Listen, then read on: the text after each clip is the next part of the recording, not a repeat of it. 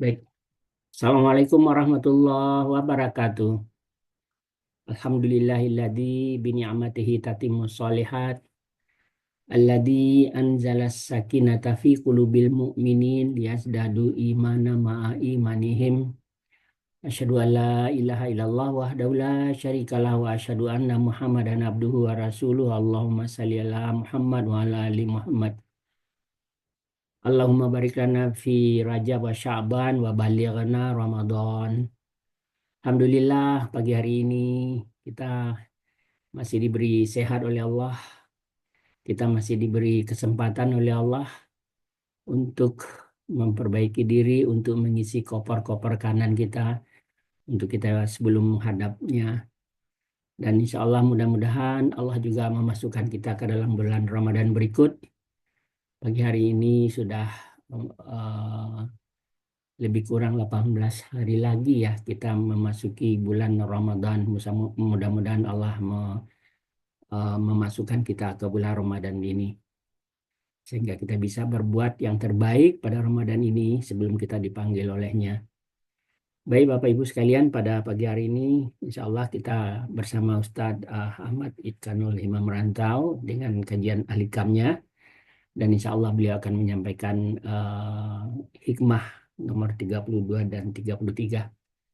Baik Bapak Ibu sekalian, kita siapkan diri kita siapkan alat tulis kalau diperlukan, dan siapkan hati kita untuk menerima ilmu dari beliau. Kita mulai acara kita dengan sama-sama baca basmalah. Bismillahirrahmanirrahim. Kepada Ustadz kami persilakan. Baik, terima kasih Pak Maswar. Bismillahirrahmanirrahim. Assalamualaikum warahmatullahi wabarakatuh. Waalaikumsalam warahmatullahi wabarakatuh. Alhamdulillah, alhamdulillahilladzi hadana li hadza wa ma kunna linahtadiya laula an hadanallah. Asyhadu an la ilaha illallah wahdahu la syarikalah wa asyhadu anna sayyidana Muhammadan abduhu wa rasuluh. Allahumma salli wa sallim wa karrim wa azim ala sayyidina Muhammadin wa ala alihi wa ashabihi ajma'in. Subhanaka la ilma lana illa ma 'allamtana innaka antal alimul hakim. Rabbi shrah li sadri wa yassir li amri wahlul 'uqdatam min lisani yafqahu qawli. Saddid lisani wahdi qalbi bihaqqi sayyidina Muhammadin sallallahu alaihi wasallam amma ba'du.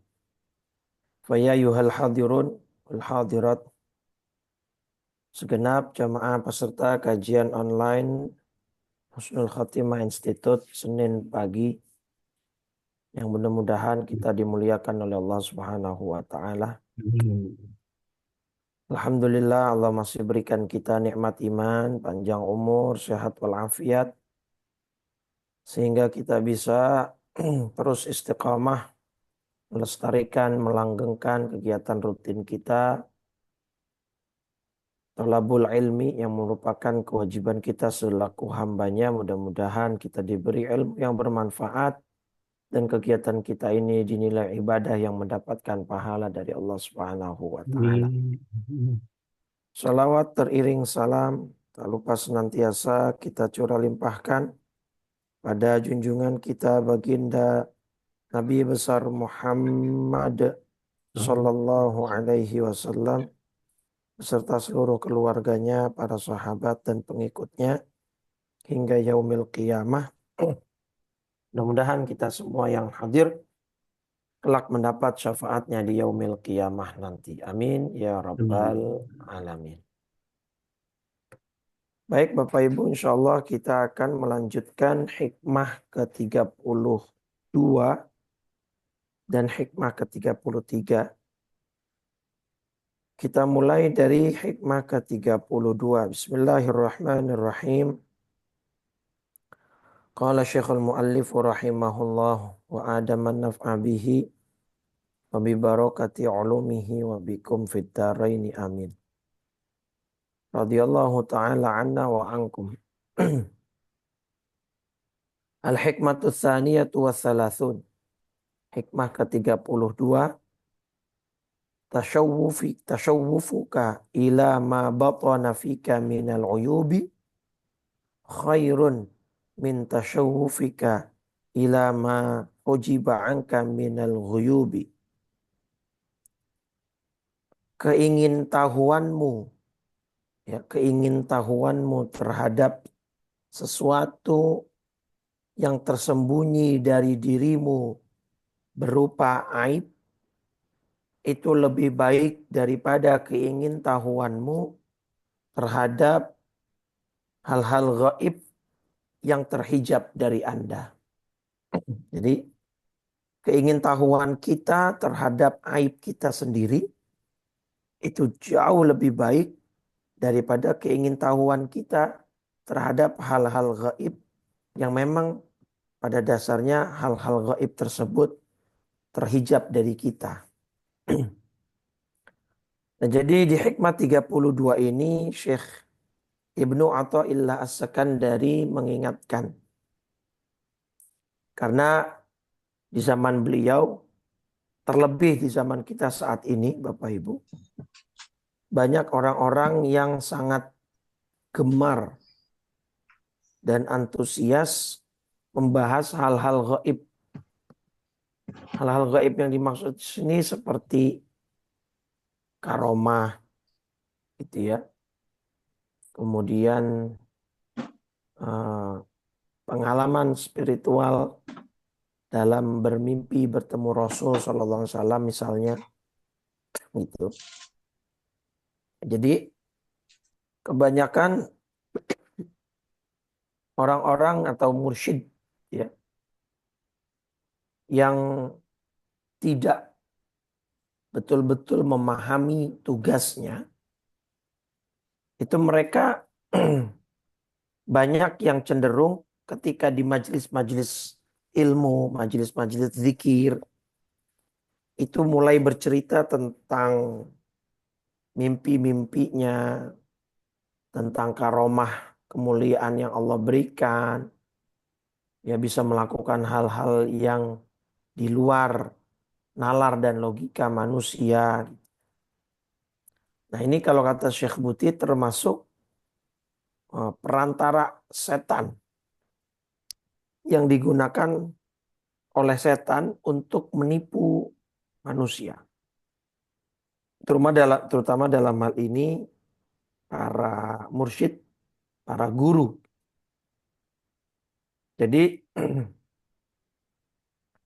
kenapa para mursyid melakukan hal itu? Karena dianggapnya dan memang murid-muridnya atau jamaahnya itu senang dengan cerita-cerita semacam itu. Sehingga ketika dia mulai berbicara tentang karomah, tentang kemuliaan, dia memposisikan dirinya sebagai orang yang lebih daripada muridnya gitu. Ya. Dia akan merasa pede, merasa lebih berwibawa, lebih terlihat hebat di mata para muridnya, di mata para pengikutnya.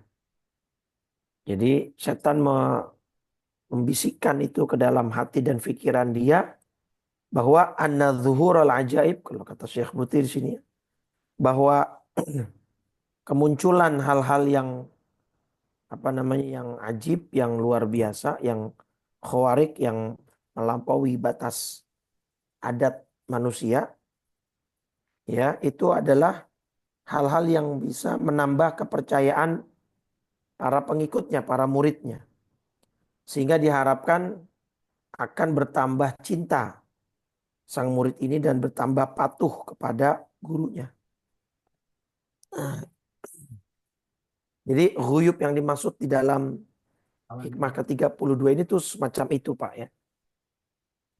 Jadi ketika dia mengajar, ketika dia sedang di majelis zikir atau majelis ilmu, dia sisipkan tuh cerita-cerita yang berbau karomah seperti itu.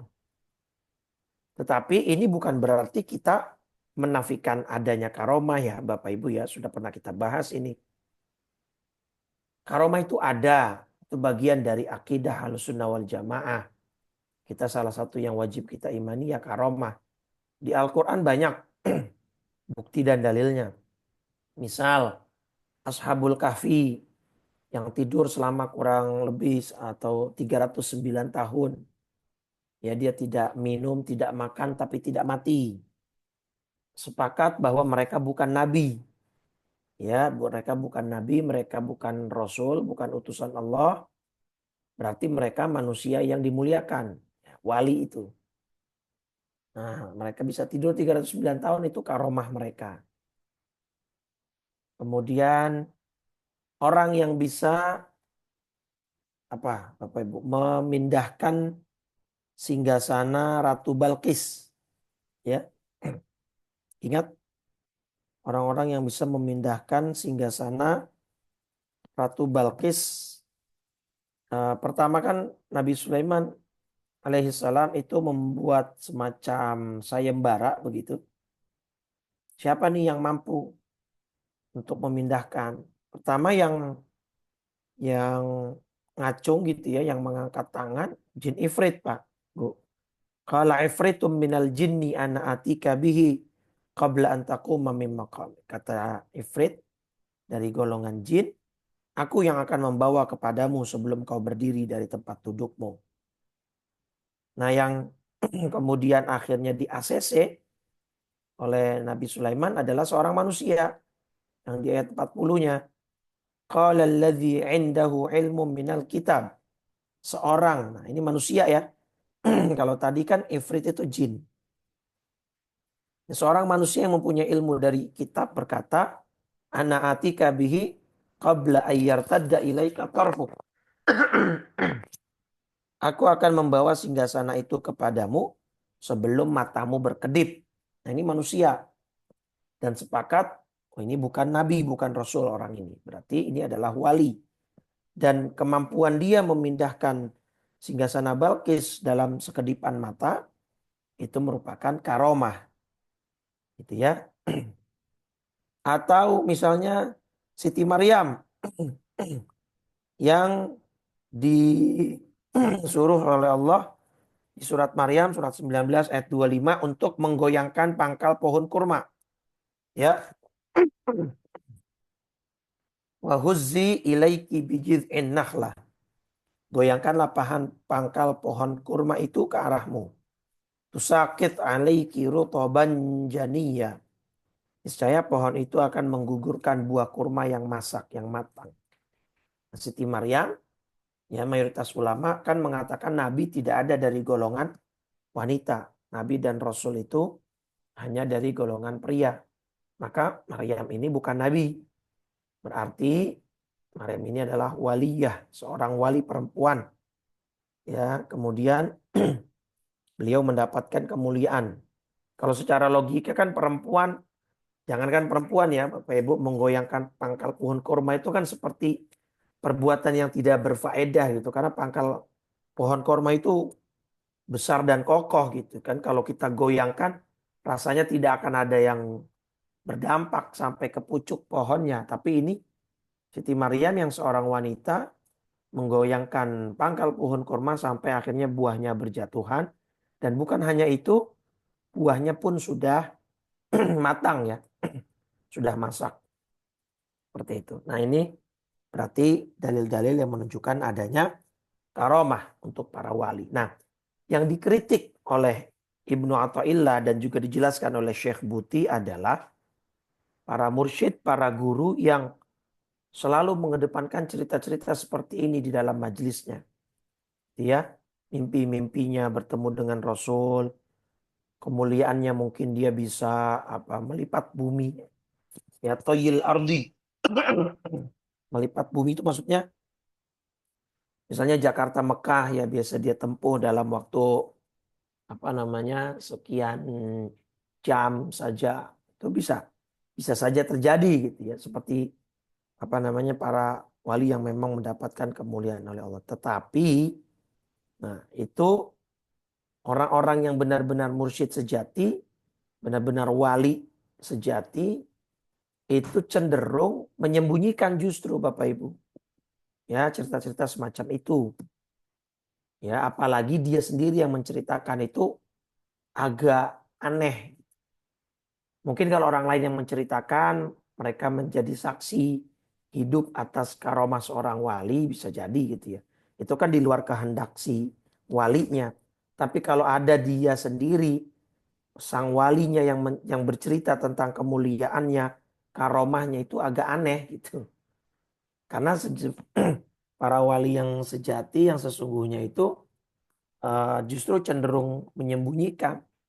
Ya malu lah, karena merasa tidak pantas mendapatkan kemuliaan yang begitu hebat dari Allah Subhanahu wa taala. Itu kalau dia wali yang sejati gitu. Nah, alih-alih mencari atau apa namanya, berburu hal-hal gaib dari karomah ini, nah maka kata Syekh Ibnu Athaillah tadi, carilah aib dalam dirimu. Kita punya aib, kita punya kekurangan. Ada aib secara jasmani, ada aib secara ruhi. Kalau kita punya aib secara jasmani saja kita malu, ya ada orang mungkin ya fisiknya agak mengalami apa, luka bakar di wajahnya. Malu dia ketemu orang sehingga pakai masker, penutup wajah. Atau bahkan kalau dia punya uang dia lakukan operasi kulit gitu kan. Nah maka aib yang bersifat ruhi, yang di dalam kalbu kita, itu harusnya kita juga memiliki perasaan yang sama di hadapan Allah Subhanahu wa taala gitu ya. Kalau kita saja aib, misalnya para anak-anak muda perempuan kita nih ada jerawat gitu ya di wajahnya, sekolah dia malu, ditempel pakai itu apa, acne patch yang kecil-kecil itu Bu ya Pak. Nah, padahal itu pun bukan aib sebenarnya gitu ya, karena semua orang ya mengalami masa itu gitu, di mana wajahnya mungkin penuh dengan jerawat dan lain sebagainya. Tapi dia malu. Nah, maka keingintahuan kita terhadap aib kita itu lebih baik daripada keingintahuan kita terhadap hal-hal yang gaib, yang memang sejatinya itu terhijab dari kita. Jadi tidak perlu lah. Nah, jadi yang ditekankan oleh Syekh Ibnu Athaillah ini sebenarnya merujuk kepada satu ayat di surat Al-An'am ayat 120 ya. Ada di sini yang namanya batin zahirul ismi wa batinah. Jadi kata Allah dalam surat Al-An'am surat 6 ayat 120, wa zaru zahiral ismi wa batinah.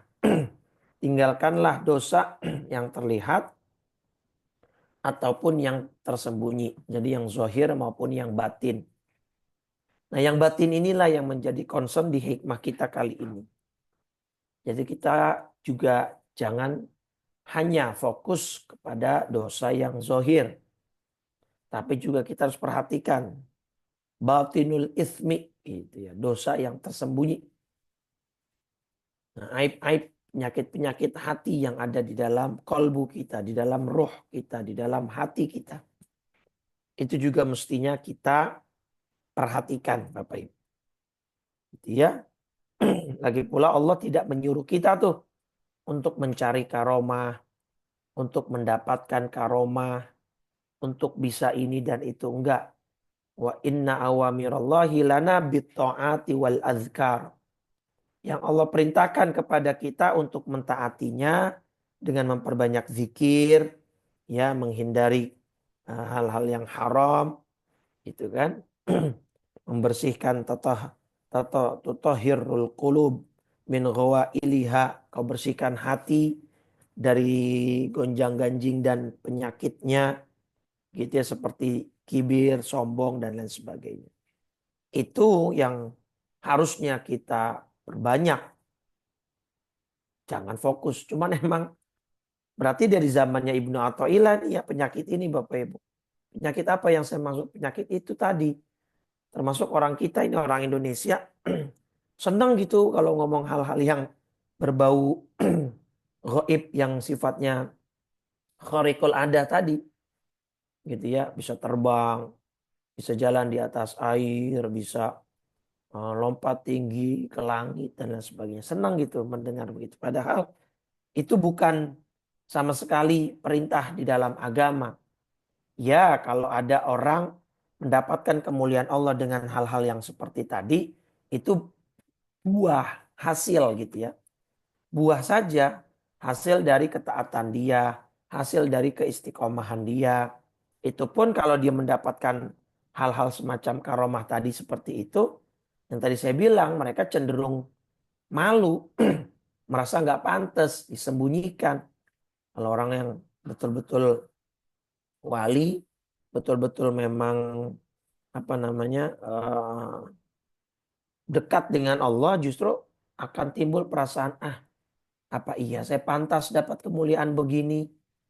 Apa iya saya sudah mencapai level ini, rasanya belum gitu ya. Nah ini malah, nah ini satu hal. Jadi kalau dia punya kemuliaan begitu cenderung disembunyikan. Kalaupun dia ceritakan ya agak aneh sih ya. Walaupun mungkin sah-sah saja, tapi agak aneh lah.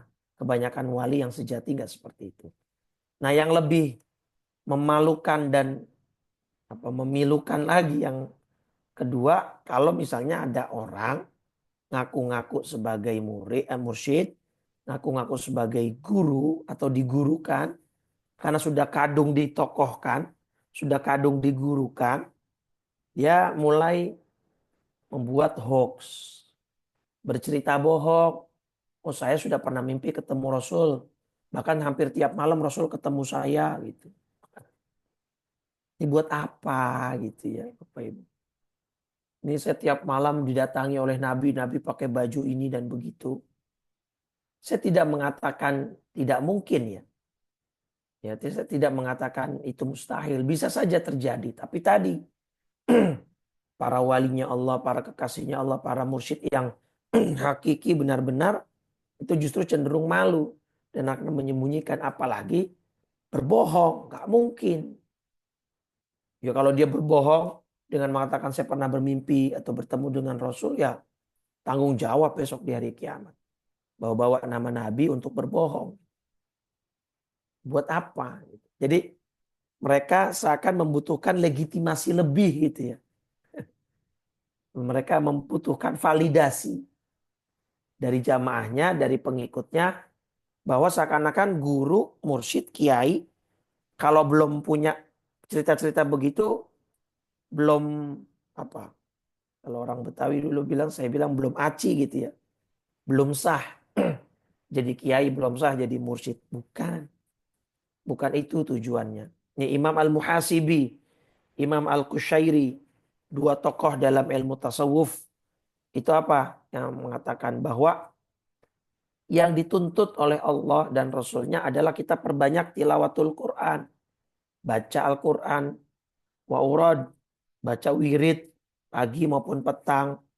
Wal iktsar min nawafilit ta'at, memperbanyak ibadah-ibadah yang sunnah setelah yang fardu sudah kita kerjakan. Dan juga mereka Imam Al-Muhasibi dan Imam Qushairi ini memperingatkan kita tentang bahaya waktu gitu ya, supaya dimanfaatkan, dikelola dengan baik. Tidak ada ulama yang kalau kalian belum bisa terbang, kalian belum berhasil menjadi seorang guru. Gak ada, Pak. Itu ya. Jadi cuma karena kalau dalam dunia entertain mungkin tuntutan industri bahasanya gitu, Pak ya. Jamaah tuh seneng. Apalagi orang-orang Indonesia kan. Orang kita ini kalau bicara tentang yang sifatnya mistis saja senang banget, Pak. Ada anak-anak muda nongkrong, bapak-bapak nongkrong, cerita tentang jin, setan, wah itu sampai subuh nggak terasa itu, Pak. Ya, karena hobi gitu, senang. Nah, jadi seakan-akan para guru, para mursyid atau para kiai ini ingin mendapatkan legitimasi dan validasi lebih terhadap eksistensinya, terhadap apa posisinya sebagai guru. Nah, itu nggak penting. Justru guru yang hakiki adalah yang mencari kekurangan dirinya, ya introspeksi, itu kan nafsunya bagaimana. Nah, ini ada 3 ayat yang dikutip oleh Syekh Buti. Pertama surat Al-A'la, surat 78, ayat 14 dan 15. Kedua surat Asy-Syams, surat 91, ayat 9 dan 10. An-Nazi'at, yang ketiga surat ke-79, ayat 18 sampai 19. Ayat-ayat ini tentang mensucikan jiwa. Qad aflaha man tazakka wa dzakara asma rabbih fasalla. Qad aflaha man zakkaha wa qad khaba man dassaha. Ya. Ayat-ayat berbicara tentang nafsu dan bagaimana ini kita yuzaki, zakka. Ya, di 3 ayat ini ada kalimat yang berakar kata dari kata-kata zakka, yuzaki, membersihkan. Sungguh beruntung orang yang membersihkan nafsunya, menyucikan jiwanya.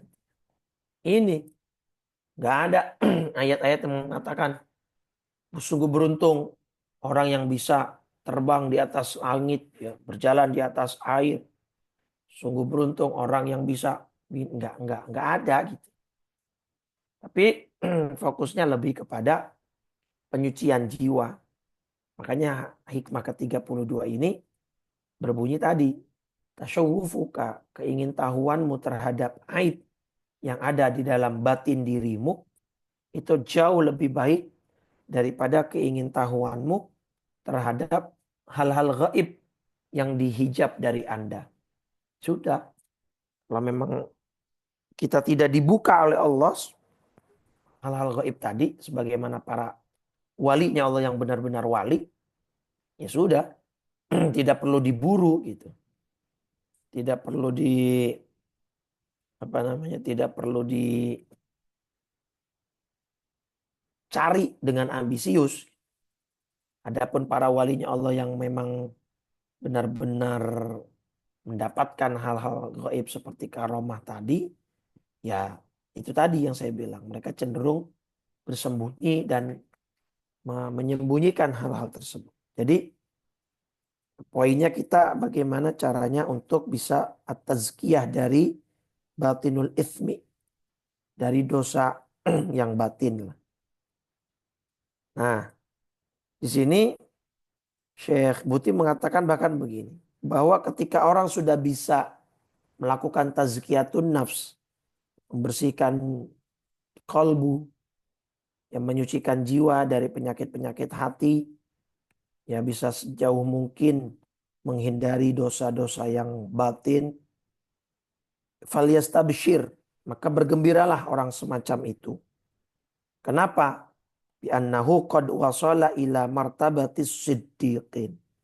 Maka dia sudah sampai kepada satu martabat, satu level yang bernama as-siddiqin. Orang-orang yang jujur dalam keimanannya.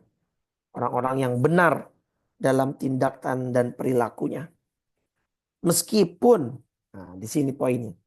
Hatta walau lam tajri ala yadaihi ayyu khariqatin. Meskipun dia nggak punya sama sekali karomah-karomah seperti yang tadi disebutkan. Meskipun dia tidak punya cahaya-cahaya memancar gitu ya, atau meskipun dia tidak pernah atau belum pernah bermimpi melihat Rasulullah SAW. Fokusnya adalah bagaimana kita membersihkan hati dan jiwa dari berbagai macam dosa, berbagai macam penyakit hati. Nah, itu sudah menjadi level, ya, level yang lebih tinggi lah daripada orang biasanya, yaitu level as-siddiqin. Walaupun gak pernah bermimpi ketemu Nabi, walaupun mungkin belum atau tidak mendapatkan karomah dan lain sebagainya. Tapi kalau ada orang yang pernah bermimpi ketemu Rasul, ya sudah, simpan itu untuk diri Anda sendiri. Banyak-banyak istighfar pada Allah, apakah memang pantas kita berjumpa dengan Rasul, apakah ini ujian dari Allah atau sentilan supaya kita memperbanyak sholawat misalnya, memperbanyak zikir. Jadi hikmah ini intinya untuk para guru ya, Ustaz. Untuk para guru dan ya nggak ter memang fokusnya ya untuk para guru, para mursyid. Tapi juga tidak melepas kemungkinan untuk para muridnya. Artinya para murid yang kemudian pengen merasa lebih hebat dari gurunya, mulailah mengarang cerita-cerita gitu misalnya. Kan ada tuh biasanya beberapa murid yang ya mungkin merasa pantas menjadi khalifah gurunya, menjadi apa namanya penerus gurunya. Jadi mulailah mengeluh-elukan dirinya sendiri, mengagungkan dirinya sendiri. Ya, atau orang-orang awam. Saya punya banyak jamaah orang awam yang ya yang mengaku pernah bermimpi ketemu Rasul ya. Saya tidak menafikan, saya tidak mengatakan oh tidak mungkin ini enggak. Tapi karena dia cerita ya saya ya dengarkan saja gitu ya. Jadi banyak juga orang-orang awam seperti itu Pak. Jadi merasa ketika bercerita itu pengen dihargai, pengen diakui eksistensinya gitu ya. Jadi mungkin merasa dia lebih hebat dari orang awam yang lain karena sudah pernah bermimpi ketemu Nabi gitu. Nah, itu bisa jadi. Itu di level murid, di level para jamaah bukan di level para gurunya. Jadi dia ingin merasa dianggap lebih hebat dari murid-murid yang lain bisa saja. Tapi memang ini secara fokus khususnya ke sana ke para guru ya, ke para mursyid gitu. Ya. Nah, terus Syekh Buti mengatakan gini, kalau di antara kita masih ada perasaan takjub terhadap diri sendiri, ya, masih punya hasad kepada orang lain yang punya nikmat, masih pernah punya perasaan dendam terhadap orang yang dulu menyakiti kita, ya, atau kita masih punya rasa benci, maka fa'lam annaka ba'idun anillah. Maka ketahuilah saat hatimu masih seperti itu berarti kamu masih jauh dari Allah. Mahjubun an altafihi wa rahmatihi, maka Anda masih terhijab dari kasih sayang dan rahmatnya Allah gitu ya. Walaupun artinya kamu punya segudang karomah. Nah, gitu ya. Jadi kalau bisa kita sketsakan mungkin begini. Jadi Syekh Buti ingin membandingkan gitu ya. Dua orang, misalkan ada si A sama si B gitu ya. Nah si A ini dan si B dua orang yang berbeda tentunya. Si A ini nggak punya karomah Pak. Orang biasa, tapi hatinya tulus. Ya, hatinya tulus, pemaaf, ya. Kemudian tidak punya hasad, tidak pernah benci kepada orang lain. Tapi dia nggak punya karomah. Ya, karomah-karomah yang tadi menembus apa namanya hukum alam gitu. Dia nggak punya. Nah, yang kedua ini karomahnya banyak Pak. Mungkin gitu ya. Tapi dalam hatinya tadi, hatinya masih penuh penyakit. Dia ingin merasa lebih unggul dari guru yang lain karena hanya dia yang punya karomah gitu ya. Kemudian mungkin dia merasa lebih hebat karena punya karomah yang lain tidak. Nah maka kata Syekh Buti karomah ini bisa berubah menjadi istidraj. Gitu Pak. Ya, yang tadinya mungkin awalnya dia sebenarnya beneran mulia, beneran hatinya bersih, tapi karena dapat karomah diuji sama Allah nih. Jadi bisa jadi karomah itu juga ujian Pak. Coba nih kalau Allah kasih karomah ini, kamu ngerasa lebih hebat nggak dari yang lain? Kamu merasa lebih mulia nggak dari yang lain gitu? Ini bahasanya bahasan kita sudah karomah loh Pak. Apalagi cuma sekedar beda pendapat gitu loh. Kan aneh ya. Ada orang cuma beda pendapat, terus dia ngerasa pendapat dia paling benar, sehingga dia lebih baik dari yang lain gitu. Coba. Lucu ya.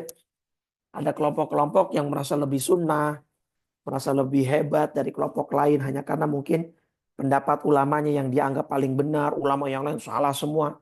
Pokoknya sedunia kalau nggak ngikut ulama dia salah. Karomah nggak punya itu, baca-baca Quran juga belum baik. Mungkin juga perlu bantuan terjemah, tapi sudah menyalah-nyalahkan ulama-ulama besar. Ini nggak masuk Pak, itu juga masalah dosa batin Pak. merasa paling sunnah, merasa paling apa namanya, paling mengikuti salaf dari yang lain, itu juga dosa batin, Pak. Itu nggak boleh gitu. Kewajiban kita kan hanya mengajak gitu. Ya, jangankan kepada sesama muslim yang jelas-jelas mereka ahli ibadah gitu. Kepada pelaku maksiat saja kita nggak boleh merasa lebih hebat, Pak. Ini ya. Garis bawahi kalimat saya.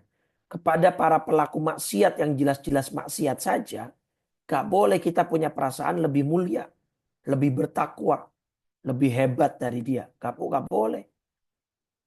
Amar ma'ruf nahi mungkar wajib. Beda, Pak. Merasa diri lebih hebat, merasa diri lebih mulia dengan mengajak kebaikan dan mencegah kemungkaran, itu dua hal yang beda. Amar ma'ruf nahi mungkar wajib tetap kita tegakkan. Ada orang tidak sholat, teman kita ajak. Ada teman kita minum khamar, ya, bermain judi, kita cegah, kita larang, kita nasihati. Wajib. Tetapi begitu sudah kita lakukan, sudah kita tegakkan amar ma'ruf nahi mungkar, kemudian hati kita jangan sampai punya perasaan kita lebih baik dari mereka. Itu ujiannya di situ, Pak. Gitu kan?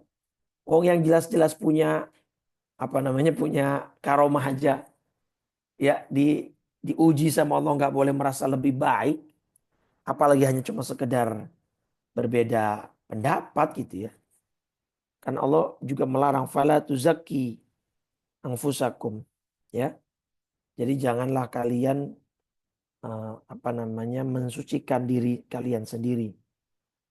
Jangan merasa sok suci gitu. Merasa kita yang paling hebat ya, merasa kita paling mulia. Dilarang sama Allah itu, Bapak Ibu. Surat An-Najm, surat 53, ya, ayat 32. Ya, apa kata Allah nih di dalam ayat ini, di penghujung ayat ya. Fala tuzakku anfusakum. Yang menarik ini, Allah mulai kalimatnya dengan alladzina yajtanibuna kabairal itsmi, yaitu orang-orang yang menjauhi dosa-dosa besar, wal fawahish, dan perbuatan keji, illal lamam, kecuali kesalahan-kesalahan kecil ya, manusia ya nggak mungkin lepas dari kesalahan. Inna rabbaka wasi'ul maghfirah, Tuhanmu itu maha luas ampunannya. Huwa a'lamu bikum, dia Allah itu mengetahui tentang kamu, seluk-beluk dirimu tuh Allah tahu. Kenapa? Idz ansha'akum minal ardi idz antum ajinnatun fi butuni ummahatikum. Karena Allah menjadikan kamu dari tanah, sejak Allah menjadikan kamu dari tanah, lalu saat kamu masih janin dalam perut ibumu. Ya karena Allah yang menciptakan kita, ya pastinya Allah yang lebih tahu dengan diri kita. Maka fala tuzakku anfusakum. Maka janganlah, kata Allah apa? Janganlah kamu menganggap dirimu suci. Huwa a'lamu bimanittaqa. Dia lebih mengetahui tentang siapa orang yang bertakwa. Jadi gak perlu kita merasa diri lebih hebat, lebih alim, lebih mulia ya daripada orang lain. Walaupun kita punya segudang karomah. Jadi kata Syekh Buti, si A ini jauh lebih baik daripada si B. Walaupun dia nggak punya karomah, tapi hatinya bersih, tulus, pemaaf, tidak punya hasad, tidak merasa lebih baik dari orang lain.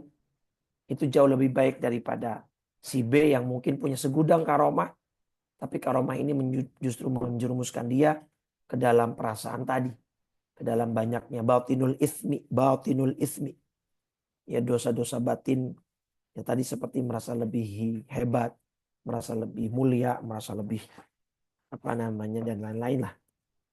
Gitu ya. Itu harus diperhatikan Bapak Ibu. Jadi bedakan antara amar ma'ruf nahi mungkar dengan perasaan lebih baik dari orang lain. Itu tidak diperkenankan. Baik. Nah, sekarang apa solusinya atau obat ya? Obat dari kita bisa membersihkan diri dari apa namanya, dari penyakit hati ini gitu ya. Di dalam surat Al-Qiyamah, surat 75 ayat 14. Ya Allah berfirman, balil insanu ala nafsihi basirah. Bahkan manusia menjadi saksi atas dirinya sendiri. Nah besok kita di hari kiamat akan menjadi Saksi buat diri kita sendiri, Pak. Surat Yasin kan ya, ayat berapa itu? Nomor 5 apa? Al-yawma nakhtimu ala afwahihim wa tukallimuna aydihim wa tashhadu arjuluhum bima kanu yaksibun. Surat 36, surat Yasin 65 ya. Pada hari ini kami tutup mulut mereka. Ya, dan yang akan menjadi saksi apa? Yang akan menjadi saksi adalah tangan, kaki, ya tangan akan bersaksi, berbicara, kaki akan memberikan kesaksian terhadap apa yang dulu mereka kerjakan atau mereka lakukan. Jadi balik kepada diri sendiri. Ya. Nah, kemudian Syekh Buti mengingatkan kebanyakan para mursyid atau guru yang terjebak dalam situasi seperti tadi ya, merasa dirinya lebih hebat dari orang lain karena dia merasa profesinya itu profesi yang mulia. Ya, mengajar, berdakwah, ya. Terus sehingga ketika memang profesinya mulia, tetapi dia meyakini dengan dia seperti itu otomatis dirinya juga menjadi mulia. Sehingga dia merasa lebih hebat daripada orang lain gitu kan. Ya, jadi merasa bahwa posisi guru ini itu sudah otomatis menjadikan si pelakunya, si orangnya itu menjadi lebih mulia dari orang lain. Ya, itu perasaan yang sangat batil. Ya, perasaan yang sangat keliru. Bahkan bisa jadi Allah memposisikan dia sebagai guru, Allah memposisikan dia sebagai mursyid, itu ibtilaan, ujian gitu. Tadi untuk melihat seberapa bersih hati dia. Apakah dia menjadi guru ini sangat gila hormat gitu ya. Ingin semua para muridnya mencium tangan dia, menghormati dia, memanggil dia dengan panggilan hormat dan lain sebagainya. Bahkan kata Syekh Buti ini warubba makanat tarbiyatan wa tahdziban lil mursyidid da'i aktsaru min antakuna nasihatan linnas alladzi yurshiduhum. Bahkan bisa jadi Allah memposisikan dia sebagai guru, sebagai mursyid, itu adalah sebuah nasihat bagi dia untuk memperbaiki diri dia lebih besar dan lebih banyak daripada dia menasihati murid-muridnya.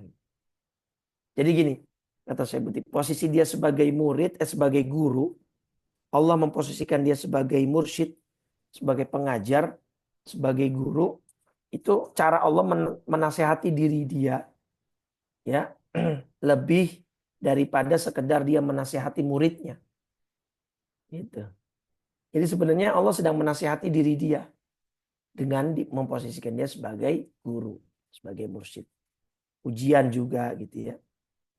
Nah, bahkan di sini Syekh Buti memiliki satu keyakinan yang mantap. Wala asyukku anna fil mursyidin man sayudkhiluhumullahu yaumal qiyamati fi syafa'ati ba'di muridihim. Dan saya tidak ragu sama sekali kata Syekh Buti bahwa nanti di hari kiamat akan ada para guru, para mursyid, para kiai, para ustadz yang mendapatkan syafaat dari para muridnya. Nah, pada kesempatan yang baik ini, ya kalau besok Bapak Ibu tidak melihat saya di surga, tolong cari saya di neraka ya Bapak Ibu ya. Bukan berarti saya di sini, saya mengajar di sini hanya karena mungkin saya lebih bisa bahasa Arab daripada Bapak Ibu. Saya lebih bisa atau lebih banyak belajar bahasa Arab, lebih banyak belajar kitab-kitab daripada Bapak Ibu. Bukan berarti saya lebih mulia dari Bapak Ibu, bukan lebih berarti saya lebih hebat dari Bapak Ibu, apalagi dalam hal ibadah. Bapak Ibu usianya sudah lebih banyak dari saya, pastinya ibadahnya ya bekalnya sudah lebih banyak dari saya. Jadi bahkan mungkin saya juga meyakini dari kalimat Syekh Buti ini, beliau meyakini bahwa saya yakin dan tidak ragu sama sekali bahwa nanti ada ustadz, ada kiai, ada mursyid, ada guru yang akan masuk surga itu justru dengan syafaat para muridnya. Dan boleh jadi dan sangat besar kemungkinannya itu saya gitu ya. Yang mungkin orang-orang menganggap saya guru, orang-orang menganggap saya ustadz, kiai yang punya banyak ilmu gitu ya. Enggak sama sekali Pak. Hanya saya karena jurusannya saja saya kuliahnya di agama gitu kan. Maka ini harus saya sampaikan. Jadi itu dia Bapak Ibu. Jadi belum tentu para guru ini yang masuk surga lebih dulu daripada muridnya. Bahkan mungkin nanti banyak para guru yang akan mendapat syafaat dari para muridnya. Karena memang Masya di Allah. antara keutamaan orang beriman itu adalah punya hak syafaat ya Bapak Ibu ya. Surat Asy-Syu'ara surat 26 ayat 100 ya dan 101 kata Allah fama lana min syafi'in wala sadiqin hamim. Ini ayat bercerita tentang orang-orang kafir sebenarnya yang nanti ketika melihat orang-orang beriman yang tadinya disiksa di neraka kemudian terangkat, orang kafir ini merasa iri gitu. Kok enak betul ya mereka selamat ya dari neraka gitu. Mereka kok diangkat ya gitu. Mereka kok masuk surga. Oh, ternyata mereka punya teman. Mereka punya penolong. Sedangkan kita nggak punya. Satu orang pun yang bisa memberi syafaat. Kenapa? Karena kita nggak punya teman yang bisa ngasih syafaat. Nah ini Bapak Ibu salah satu kemuliaan. Jadi saya justru bersyukur kepada Allah menempatkan saya sebagai guru, sebagai ustadz yang berdakwah kemana-mana. Bukan karena saya merasa saya lebih mulia, enggak. Karena berarti saya punya banyak kenalan orang-orang soleh. Saya punya banyak murid-murid yang mungkin mereka menganggap diri mereka murid dan saya gurunya. Tetapi justru mereka lebih mulia daripada saya. Mereka lebih hebat daripada saya. Berarti saya lebih banyak dikenal oleh orang-orang soleh. Yang kata Nabi dalam hadis Muslim kan, begitu Bapak Ibu. Nanti ketika ada orang-orang yang masuk ke dalam surga, kemudian tidak mendapati orang-orang yang dia kenal ada di dalamnya, mereka menghadap Allah. Ya Rob, mana ini? Yang dulu mereka Rabbana kanu yasumuna ma'ana. Mereka dulu berpuasa bersama kami.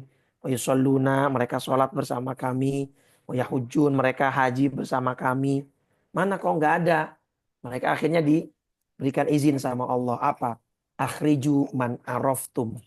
Kata Allah kepada mereka, silahkan keluarkan siapapun yang kalian kenal. Jadi bersyukurnya saya jadi guru yaitu karena saya banyak dikenal oleh orang-orang baik.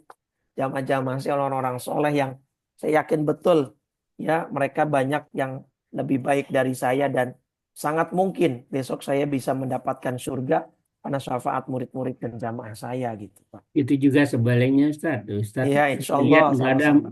kok murid-murid saya yang itu kok nggak ada ya gitu. Jadi Ustaz cari. Ya insya Allah kita sama-sama. Itu inilah salah satu kemuliaan kita memperbanyak teman-teman soleh gitu Pak ya. Jadi bahkan di sini Syekh Buti bercerita, ayah saya dulu pernah kenal satu ulama, satu guru gitu ya. Itu ketika mengajar ya mengajar layaknya kiai, layaknya mursyid, layaknya guru. Tetapi sang guru ini, sang kiai ini punya semacam mungkin kalau kayak kita pondok pesantren gitu ya atau yayasan. Itu ternyata sang guru dan atau sang kiainya ini ketika sudah tidak dalam majelis ilmu ya memposisikan diri seperti murid-muridnya sama saja. Bahkan annahu kana yakhdumu muridihi. Dia ini berkhidmat kepada murid-muridnya. Dia mencucikan pakaian muridnya, dia menyiapkan makanan muridnya. Jadi mungkin kayak konsep kita sekarang pesantren, tapi yang melayani muridnya bukan pegawai yang digaji oleh sang kiai, tapi kiainya sendiri gitu. Kiainya sendiri yang mencucikan pakaian para muridnya. Kiainya sendiri yang menyiapkan makanan para muridnya. Itu kenalannya ayahnya Syekh Buti. Ada yang seperti itu, Pak. Gitu ya. Terus ketika ditanya kenapa sih guru Syekh engkau berbuat demikian? Apa kata beliau?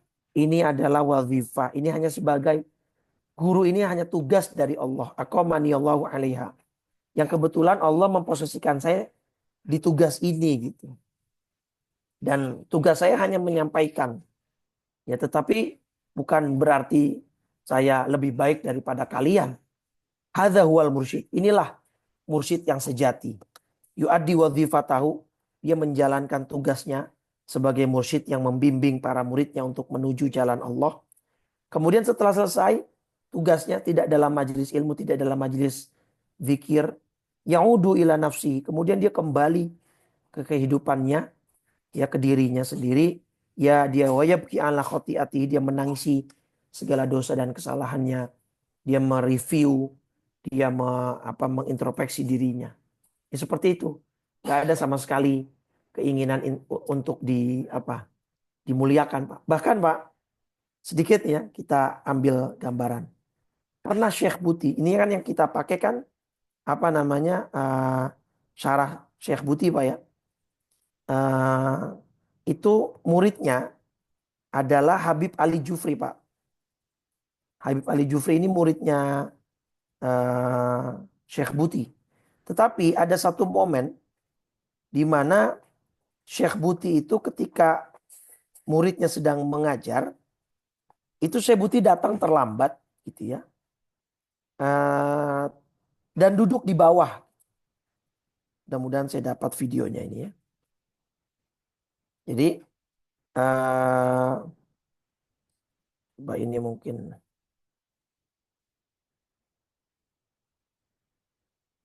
Oh, videonya nggak ada. Nanti mungkin ini Syekh Buti, Pak, yang pakai peci merah kemudian dililit sorban. Ini khasnya ulama Syria, Pak ya, Damaskus. Kalau sebelahnya Habib Ali Jufri. Ya, imamahnya atau sorbannya itu khas ulama Yaman lah begitu. Ya, itu muridnya. Nah, jadi ada sebuah video di mana Syekh atau Habib Ali Jufri sedang mengajar di sebuah majelisnya. Kemudian Syekh Buti datang. Itu nggak minta dihormati, nggak minta dicium tangan, nggak minta diantarkan ke depan, nggak, beliau duduk aja di bawah dan di belakang, Pak.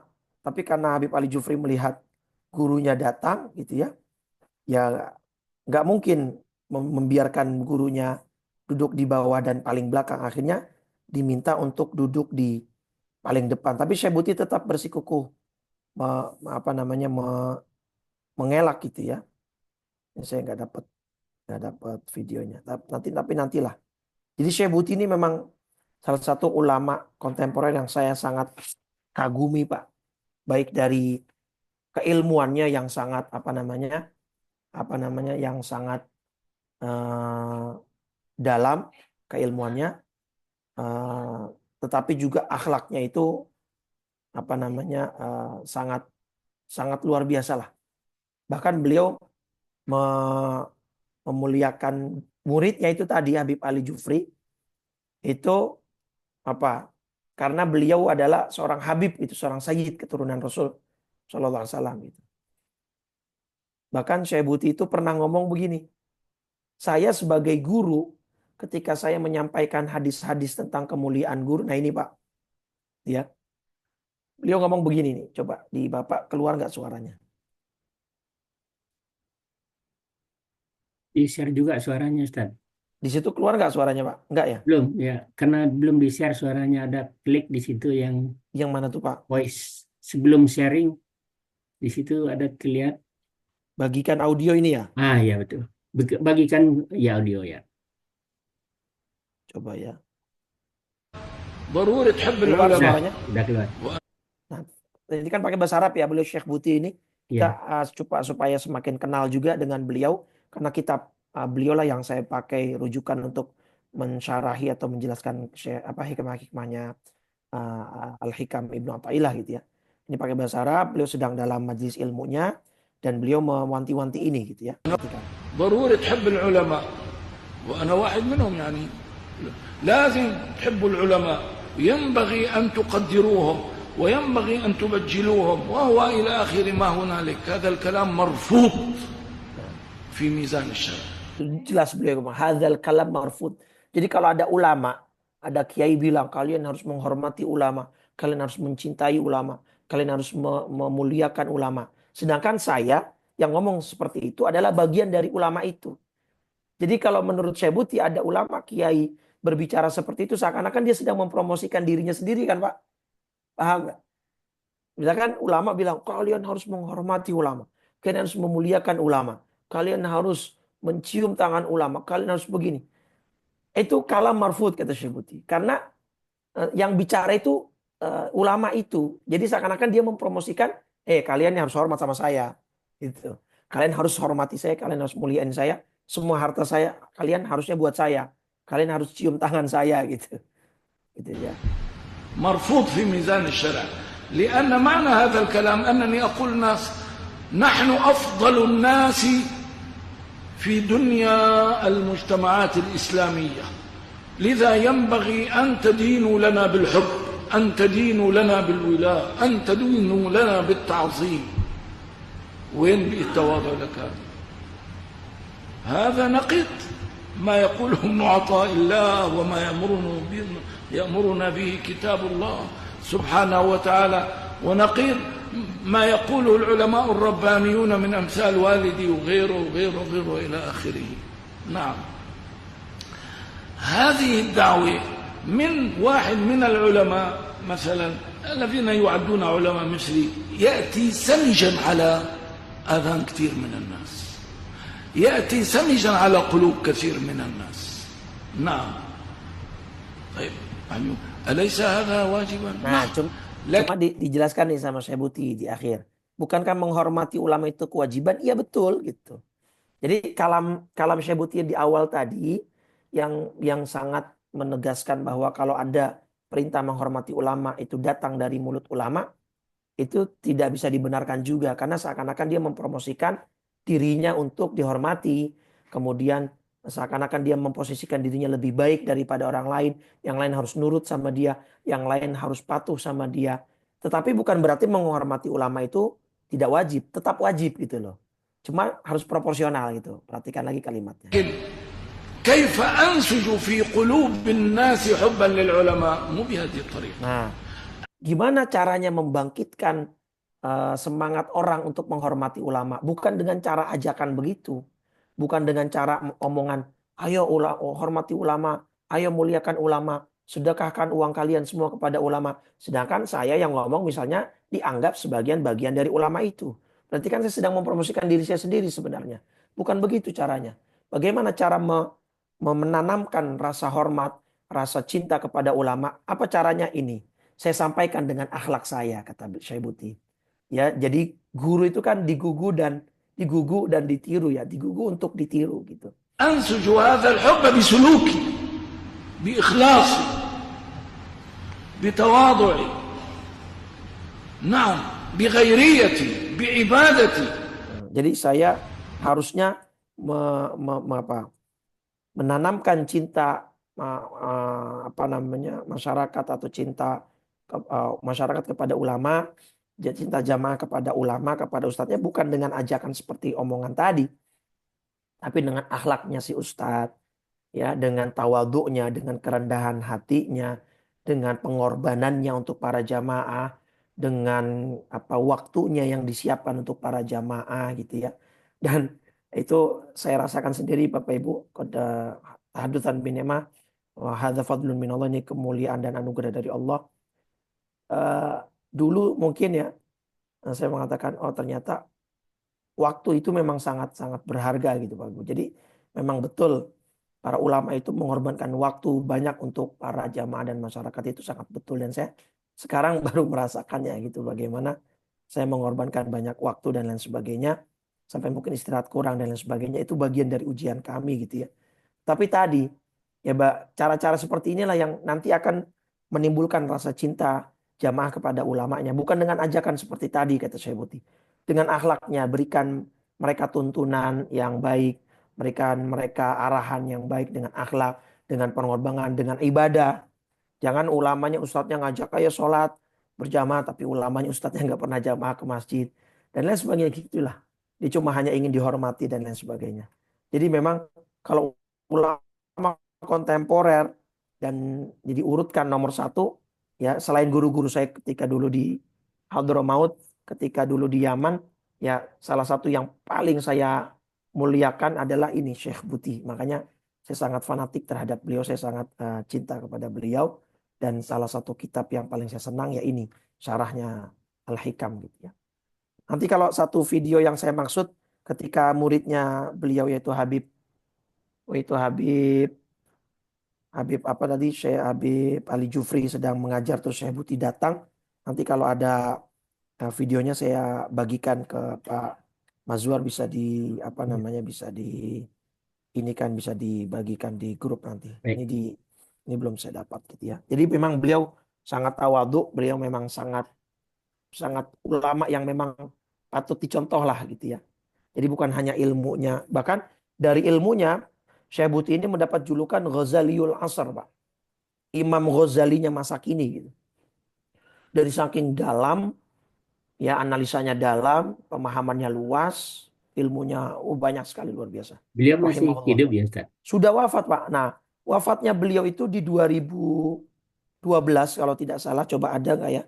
Jadi beliau dibom bunuh diri, Pak. Saat apa namanya, saat Bashar Assad baru-baru naik itu, ya baru-baru naik, beliau sedang mengajar di masjid apa namanya, di masjid Syria di Damaskus gitu ya. Saya dulu ada videonya. Nah ini ya, jadi beliau sedang mengajar, ini mejanya tempat beliau mengajar, ya. Tiba-tiba setelah majelisnya majelis malam Jumat yang dibahas tafsir Al-Quran gitu, Bapak Ibu, yang dibahas ini ya masjidnya.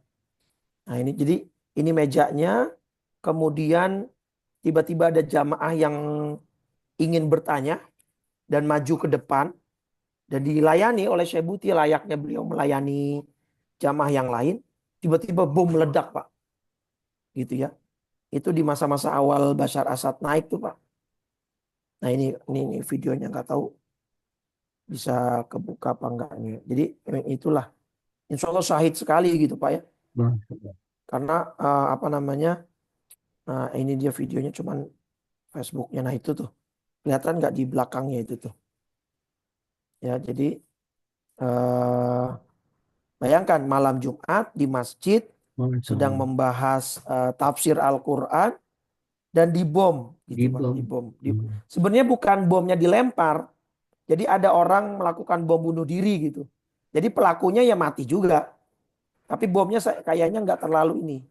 Nah ini nih. Nah ini Pak. Ya, ini videonya. Jadi beliau sedang mengajar, nah itu tiba-tiba ada yang Masya mendekat. Allah. Nah itu sebenarnya beliau sempat bangun tuh, sempat membetulkan kopiahnya. Nah itu tuh, terus kemudian tumbang lagi itu, nggak lama tuh. Mungkin kena baru berasa gitu. Akhirnya sudah wafat itu. Udah mulai berdarah-darah itu kepalanya, Pak. Rahimahullah. Ya ini bagian kenapa beliau dibom, Pak. Jadi gini, kisah singkatnya itu kan Bashar Assad saat itu tuh naik ya. Yang sekarang sudah kabur lagi kan Bashar Assad. Belakangan ini kan perkembangan di Syria kan juga sudah luar biasa jauh ya. Bashar Assad kabur kan ke mana? Ke Perancis apa kemana itu? Yang terkorup di dunia. Iya, itu sekarang Bashar Assad kabur. Syria kemudian sudah dikuasai oleh ya pemberontak versi mereka gitu ya.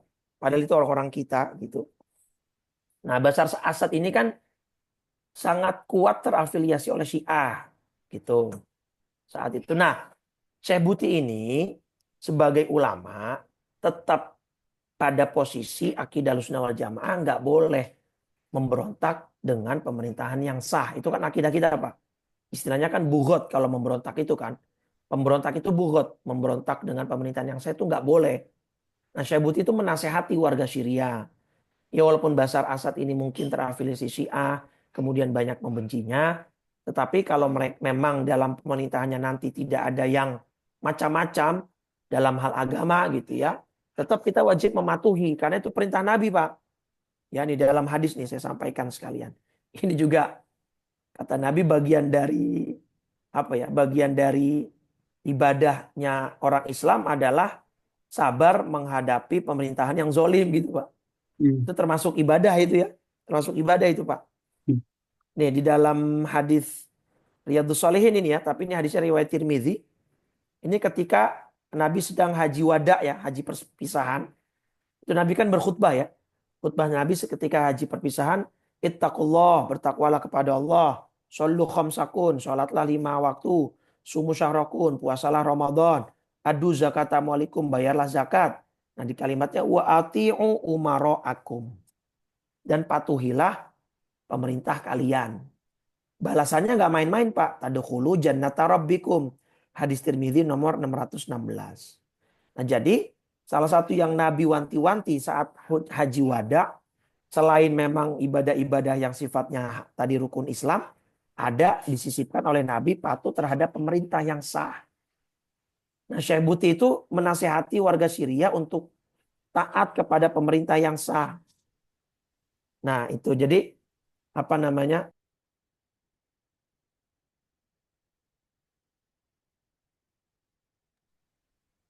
Nah jadi apa namanya? Di hadis yang lain ya di sini ada tentang nih orang yang harus bersabar terhadap pemerintahan, ya orang yang sabar terhadap pemerintahan itu akan mendapatkan apa? Surga dari Allah Subhanahu wa taala. Di sini, ya Rasulullah ala tastamiluni kama sta'malta fulanan wa fulanan faqala innakum satalquna ba'di atharatan. Kata Nabi kepada sahabat dari Ansor, nanti kamu di akhir zaman akan mengalami satu masalah gitu ya, satu ujian dari pemerintahan, asbiru. Maka saat itu tiba bersabarlah hatta talqauni sampai kalian nanti bertemuku di dalam haud. Nah, Syekh Buti itu menasihati orang-orang Syria saat itu untuk bersabar dan mematuhi pemerintahan. Ya, tapi kan karena memang gejolak Syria saat itu sedang naik-naiknya Pak ya, mungkin ada yang kecewa dengan fatwanya Syekh Buti seperti itu, kok malah terkesan mendukung Bashar Assad gitu. Padahal posisi ulama yang memang begitu kan Pak, untuk menengahi, ya, karena di dalam akidah Ahlussunnah wal Jamaah memang bughat dilarang, memberontak, people power itu ya dilarang. Karena akidah Ahlussunnah wal Jamaah seburuk-buruknya pemerintahan yang ada itu akan lebih jauh lebih buruk kalau nggak ada pemerintahan. Gitu. Maksud saya Buti ke sana. Tapi mungkin ya namanya manusia ada yang nggak setuju, ada yang kesal. Akhirnya tadi dibom gitu saya Butinya. Dibunuh gitu ya. Rahimahullah. Baik. Nah itu Pak ya. Jadi harusnya seorang guru seperti itu. Seorang mursyid, seorang kiai. Jangan pernah merasa dirinya lebih baik dari yang lain. Bahkan tadi Syekh Buti memiliki satu keyakinan. Ya pasti nanti akan banyak para guru justru masuk surga itu dengan syafaat para muridnya gitu ya. Nah, bahkan di sini ada doa nih, Syekh Buti menyisipkan doa, Allahumma la taj'al min ihtiramin nasi li wa husni dhannihim bi sakaran yunsini su'ahali wa 'azima taqsiri fil qiyami bi huquqika. Ya Allah, ini doa indah, Pak. Ya Allah, janganlah kau jadikan penghormatan manusia kepadaku dan baiknya prasangka mereka kepadaku menjadikan aku mabuk. Di bahasanya mabuk. Menjadikan aku mabuk yang membuat aku lupa akan jati diriku, akan siapa diriku, dan akan betapa banyaknya kekurangan dan dosaku, ya, dan kekuranganku di dalam mengerjakan kewajibanku kepadamu. Jadi jangan jadikan penghormatan mereka kepadaku itu sebab aku menjadi mabuk di dalam penghormatan sehingga saya lupa akan jati diri, sehingga saya lupa akan kekurangan diri dan kelemahan diri saya di dalam beribadah kepada Engkau. Dan Allahumma la taj'al ni'mata satrika. Nah, mereka berhusnudzon kepada saya, menganggap saya mungkin mulia karena saya pengajar, karena saya guru, itu karena Engkau tutup aib saya dari mereka. Maka jangan jadikanlah penutupan aib saya ini ya sebagai tipuan yang bisa menipu diri saya sehingga saya lupa ya akan semua kekurangan-kekurangan dan dosa-dosa saya. Jadi inilah mursyid-mursyid yang hakiki, para guru, para kiai yang hakiki gitu ya. Karena orang-orang yang seperti itu yang seperti Allah gambarkan dalam surat Al-Mu'minun. Surat 23 ya. Surat Al-Mu'minun surat 23 ayat ke-60. Allah berfirman walladzina yu'tuna ma atau wa qulubuhum wajilah, dan mereka yang memberikan apa yang mereka berikan itu sedekah dengan hati penuh rasa takut, karena mereka tahu annahum ila rabbihim raji'un, bahwa sesungguhnya mereka akan kembali kepada Tuhannya. Nah, ini salah satu tips supaya kita punya rasa takut, kita punya rasa tadi yang merasa selalu rendah, hina di hadapan Allah, dan tidak punya perasaan merasa lebih hebat dari yang lain, yaitu kita harus meyakini dan kita harus punya perasaan yang sama, yang dalam, tentang bahwa kita akan kembali kepada Allah. Hidup ini tidak selamanya. Ya. Bahkan mungkin jabatan yang kita agung-agungkan, orang mengeluh-elukan kita sebagai kiai, sebagai ustadz, suatu saat itu akan berakhir kok. Mungkin nanti ada ustadz yang baru, ada kiai yang baru, yang lebih alim, yang lebih hebat. Orang-orang akan berpaling kepada mereka. Setiap orang ada masanya, setiap masa ada orangnya gitu ya. Jadi buat apa kemudian kita mengagungkan diri kita sendiri sehingga kita lupa akan jati diri kita. Nah, terakhir kata Syekh Buti, ada dua hal yang menyebabkan para ulama Rabbaniyin, para syekh, para mursyid yang benar-benar hakiki ini bisa memiliki rasa takut seperti itu ya. Bisa memiliki perasaan bahwa mereka tidak lebih baik dari orang lain. Ada dua. Ya, yang pertama, mereka meyakini bahwa mereka tetap manusia, Bapak Ibu, yang punya nafsu. Sehebat apapun kiainya, setinggi apapun derajat syekhnya, mereka tetap manusia, mereka bukan malaikat, atau mereka bukan nabi dan rasul yang maksum. Tidak ada. Selain nabi dan rasul tidak ada yang maksum. Mau itu kiai sehebat apapun ilmunya, syekh mursyid sebanyak apapun ibadahnya, tidak ada yang maksum. Tapi bukan berarti mereka pasti berdosa banyak, besar, enggak. Mereka bisa mengelola nafsu mereka sehingga mereka bisa meminimalisir angka dosa mereka gitu. Tetapi tidak mungkin 100% gitu maksudnya.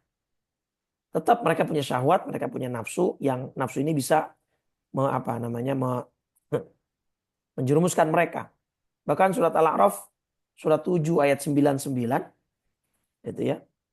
Itu orang-orang yang merasa aman itu sebenarnya orang-orang yang tertipu atau orang yang rugi. Oh, saya ini kan mursyid, saya akan aman dari siksa Allah. Saya kan kiai, saya kan ustadz, saya nggak mungkin disiksa sama Allah. Nggak boleh ada yang merasa aman dari siksaan Allah. Semuanya harus punya perasaan takut disiksa. Nabi aja, ya Ramadan nanti kan diajari nama Nabi. Doa yang harus diperbanyak apa? Inna a'udzubika min adzab, apa namanya? Inni as'aluka ridhaka wal jannah wa a'udzubika min sakhatika wan nar. Nabi saja berlindung dari api neraka. Kalau padahal Nabi status dan levelnya sudah terjaga, sudah maksum. Nah, yang kedua, kita harus punya perasaan atau keyakinan bahwa semakin orang itu dekat dengan Allah dan semakin luas pengetahuan dia kepada Allah, maka akan semakin besar rasa takut dia kepada Allah dan akan semakin besar perasaan hina diri dia di hadapan Allah. Gitu. Ya, jadi jangan sampai merasa dirinya lebih hebat, lebih mulia daripada orang lain. Nah, itulah hikmah ke-32. Tasyawufuka ila ma batana fika minal uyub. Keinginanmu terhadap aib yang ada di dalam batinmu itu lebih baik, khairun min tasyawufika, itu lebih baik daripada keingintahuanmu ila ma hujibaka anka minal ghuyub, ya, itu lebih baik daripada keingintahuanmu terhadap hal-hal gaib yang memang ditutup atau dihijab oleh Allah dari Anda. Jadi nggak usah fokus nyari-nyari karomah, kemuliaan, enggak. Fokus kita adalah membersihkan diri kita dari batinul itsmi yang Allah perintahkan tadi dalam surat Al-An'am surat 6 ayat 120. Baik. Sepertinya nggak cukup 2 hikmah ya, sama suaranya. Ya, baik Ustaz. Ya. Sekitar soalnya sisa 15 menit lagi nih. Silakan mungkin Bapak Ibu jika ada yang ingin diperjelas atau ditanyakan. Baik. Ditutup aja sharingnya Ustaz. Ya. Baik Bapak Ibu sekalian, alhamdulillah pagi hari ini kita sudah mendengarkan hikmah yang ke-32. Silakan Bapak Ibu yang ingin memperdalam yang sudah disampaikan Ustaz tadi. Langsung saja. Pak Abdul Syukur, silakan Pak. Pak, terima kasih Pak Mahbar. Assalamualaikum warahmatullahi wabarakatuh, Pak Ustadz. Waalaikumsalam. Tadi di dalam hadis itu disebutkan bahwa eh, ya orang yang melakukan bugot atau kelompok masyarakat yang melakukan bugot ya atau demo-demo begitu itu tidak diperkenankan di dalam agama Islam. Karena Kalau demo mungkin tidak masuk dalam kategori bugot oh ya. tidak. Demo itu hanya penyampaian pendapat kan. Oh, Bugot itu lebih kepada ingin menggulingkan pemerintahan yang sah. Itu baru bugot ya. memberontak ya. Ya, Memberontak ya. memberontak. Kalau sekedar demo seperti kemarin masalah keputusan MK yang dibatalkan, itu hanya menyampaikan pendapat itu dan tidak sampai menggulingkan pemerintah, itu tidak termasuk kategori bugot. Itu nggak ada masalah. Oh, gitu. Ya, Terima kasih Pak Ustadz. ya baik. Baik, terima kasih Pak. Berikut udah Dato' Herman, silakan. Ya, Assalamualaikum warahmatullahi wabarakatuh, Ustaz. Waalaikumsalam warahmatullahi. Ada satu pertanyaan, Ustaz. Ya, silakan. Apa maksud Allah memberi orang karamah pada seseorang? Apa tujuannya nih, Ustaz? Ya, Yang kedua, bagaimana kita melihat sihir itu? Gimana kita melihatnya, Ustaz? Syukran, Ustaz. baik. Ini menarik ya.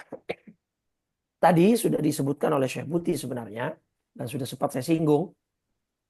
Allah memberikan karomah itu yang pasti satu, orang itu memang sudah pantas mendapatkannya. Gitu ya. Artinya melalui banyaknya ibadah, bersihnya hati. Ya. Banyaknya ibadah bukan menjadi satu-satunya indikator Allah memberikan seseorang karomah, tidak.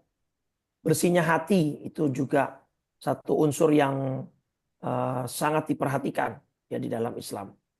Ya, jadi Allah memberikan karomah memang satu ya, poinnya orang itu sudah pantas baik dari segi ibadahnya ataupun dari segi hatinya. Nah, tetapi Allah memberikan itu tujuannya satu, litta'yid kata ulama, untuk menopang dakwahnya si wali tersebut. Layaknya mukjizat, Pak. Mukjizat itu kan Allah turunkan untuk ta'yid, penguatan. Supaya musuh-musuhnya Allah yang tidak percaya bahwa ini adalah nabi, rasul, maka diberikanlah mukjizat. Nah, itu kalau dalam konteks nabi gitu kan. Jadi untuk membuat lawan atau musuh itu percaya terhadap kenabiannya, kerasulannya. Nah, hampir mirip dari sisi wali ya untuk menopang dakwahnya. Ya, supaya nanti ketika ada musuh yang tidak percaya bahwa ini adalah dakwah yang benar dari Allah, ya maka Allah berikan karomah tadi. Ya, karena kan ada tipe-tipe orang yang kayak gitu, Pak. Perlu pembuktian gitu. Kayak umatnya Nabi Soleh itu kan.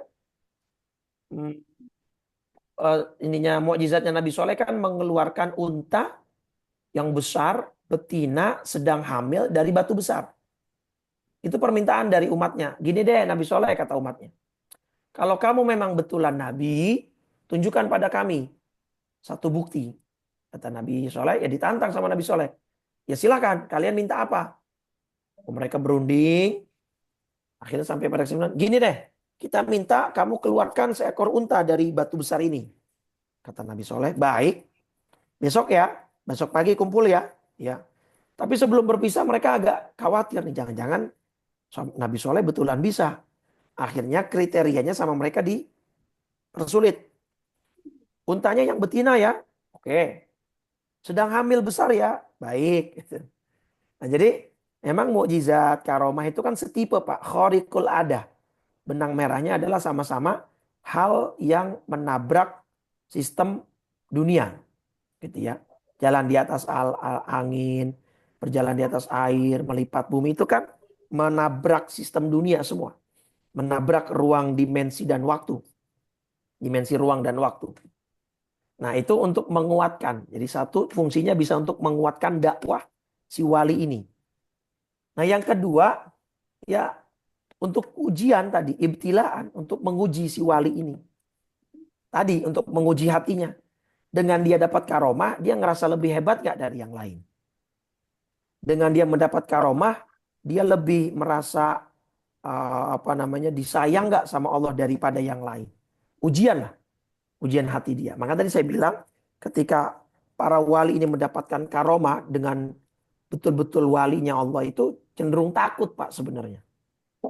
Takut ini sebenarnya apa, ujian atau istidraj gitu kan. Takutnya masuknya ke istidraj gitu. Makanya dari antara mereka ada lebih cenderung menyembunyikan. Bahkan ada satu kalimat yang saya ingat, para wali yang sejati, yang hakiki, kan lebih cenderung menyembunyikan karomahnya kan. Nah itu bahkan kalau karomahnya ketahuan dengan tidak sengaja oleh orang awam, mohon maaf ini bahasanya. Itu kata para ulama-ulama dulu, mereka malu. Seperti malunya, mohon maaf. Seperti malunya para wanita ketika darah haidnya tembus dan dilihat oleh orang lain. Itu kayak gitu rasa malunya para wali ketika karomahnya terlihat oleh orang awam, Pak. Gitu. Jadi malunya mereka seperti malunya para wanita yang ketika darah haidnya tembus dan dilihat oleh orang lain. Kan malu tuh wanita kan seperti itu. Nah, malunya para wali ketika karomahnya ketahuan itu lebih daripada itu. Kalau yang benar-benar wali sejati, maka mereka cenderung menutupi. Ya kecuali tadi yang bercerita adalah orang lain yang tidak sengaja mungkin menyaksikan karomahnya dan lain sebagainya. Ya. Ya, jadi itu tujuannya Pak. Jadi untuk penguatan atau untuk ujian. Nah nanti yang mana yang dimaksud di orang-orang tertentu itu, wali-wali itu ya hanya wali-wali itu yang tahu. Hanya orang-orang itu yang tahu. Dan Allah Subhanahu Wa Taala yang tahu. Gitu ya. Tetapi tadi garis apa penekanannya kata Syekh Buti itu bukan tujuan. Sekali lagi gitu ya. Karomah-karomah semacam itu yang khariqul adah, yang menembus ya batas dimensi ruang dan waktu itu tuh bukan tujuan.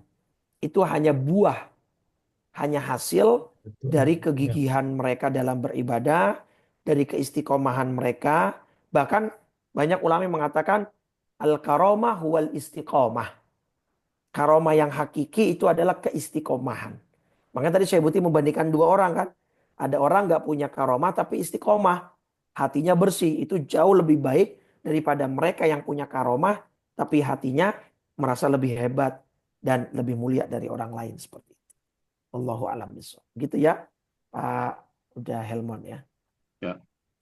Yang sihir itu Ustaz. Nah sihir baik kelewat maaf. Apa perbedaan karomah dengan sihir?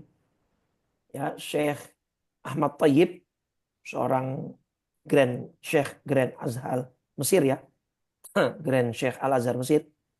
Itu salah satu mengatakan ciri utama perbedaan karomah dan sihir bahwa karomah itu benar-benar bisa merubah benda. Misalnya tadi apa namanya benda cair bisa berubah menjadi benda padat. Dia bisa berjalan di atas air bisa itu karomah itu bisa merubah zat lah gitu. Tapi kalau sihir itu hanya tipuan mata Pak. Yang dibuat oleh iblis. Yang dibuat oleh jin. Makanya contoh yang paling nyata adalah ketika penyihirnya Fir'aun merubah tali menjadi ular. Sedangkan Nabi Allah Musa merubah tongkatnya menjadi ular. Nah itu ketika tongkatnya Nabi Allah Musa berubah menjadi ular itu benar-benar tongkatnya berubah gitu Pak. Nah kalau penyihir-penyihirnya si Fir'aun itu ternyata talinya nggak benar-benar berubah jadi menjadi ular. Dia hanya mengelabui ya bahasanya, mengelabui pandangan manusia. Sebentar saya share screen dulu ayatnya. Surat Al-A'raf surat 7 ya ayat 116. Ini kan kisah tentang itu penyihirnya Fir'aun dengan Nabi Musa. Kata Nabi Musa, qala alku, lemparkanlah lebih dahulu. Maka mereka setelah melemparkan tali-tali itu, mereka menyihir mata orang. Jadi kalimatnya saharu ayunan nas. Nah, talinya nggak berubah sebenarnya Pak. Cuma yang dirubah, yang dikelabui matanya. Matanya manusia saat itu yang melihat. Wastarhabuhum, maka menyihir mata orang banyak dan menjadikan orang banyak itu takut. Karena mereka memperhatikan sihir yang hebat seakan-akan menakjubkan. Tapi kalau Nabi Musa beneran tongkatnya berubah, Pak. Maka setelah itu tongkat itu kan menelan habis segala kepalsuan mereka. Gitu. Jadi sebenarnya sihir itu hanya ketakutan yang ada di dalam diri manusia yang dimanfaatkan oleh jin dan iblis yang jahat untuk mengelabui keyakinan dan pandangan manusia. Jadi kalau sihir itu tidak hakiki sebenarnya. Tapi kalau karomah, mukjizat itu benar-benar hakiki dari Allah Subhanahu wa taala. Benar-benar kalau benda ya bisa berubah betulan. Nabi Isra Mi'raj ya berangkat betulan gitu ya. Allah alam bisawab. Itu mungkin singkatnya ya. Baik. Ya, syukran Ustaz. Ya, alafwan. Baik.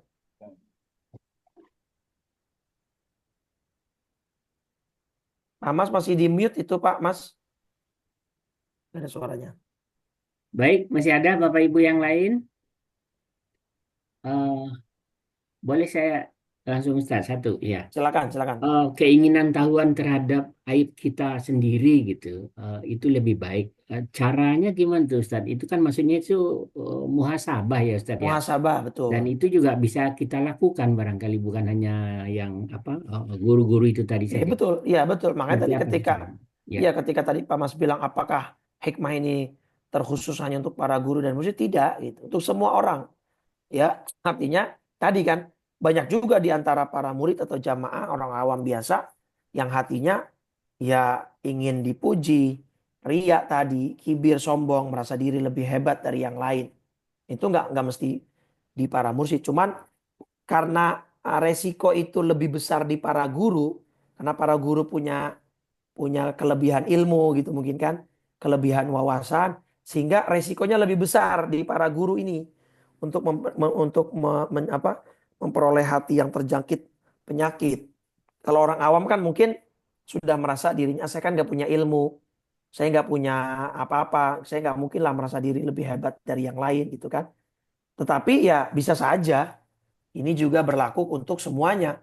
Jadi kita sebagai orang awam, sebagai murid juga harus bisa terus bermuhasabah, merasa diri kita tidak lebih baik daripada orang lain. Makanya tadi saya tekankan, bedakan antara amar ma'ruf dan nahi mungkar dengan kita yang harus selalu merasa sama dengan orang lain atau bahkan mungkin lebih hina daripada orang lain. Maka caranya gimana?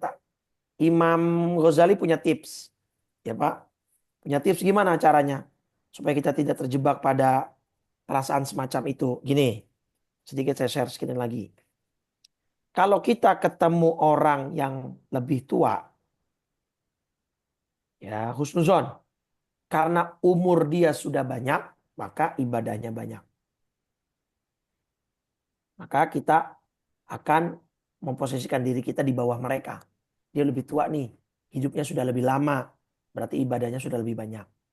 Ketika kita melihat orang yang lebih muda, ya, ketika melihat orang yang lebih muda, kita lihat umur dia masih sedikit, hidup dia masih sebentar, berarti dosanya masih sedikit dibandingkan kita yang sudah hidup lebih lama, berarti dosa kita lebih banyak gitu kan.